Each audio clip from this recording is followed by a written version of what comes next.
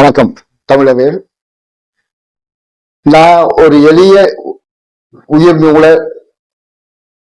தியான பயிற்சியை உருவாக்கியிருக்கேன். இது ரொம்ப எளிமையானது.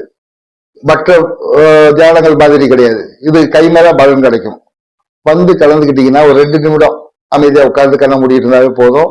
உடல் மனதுல உள்ள துன்பங்கள் நீங்கி மனசும் உடம்பும் ரிலாக்ஸா ஸ்ட்ரெஸ் ஃப்ரீயா இருவீங்க. இது உங்க உடம்பையும் மனசையும் லேசாக்குறதுக்கு இதை விட எளிமையான முறையை நீங்க தேட வேண்டிய அவசியமே கிடையாது.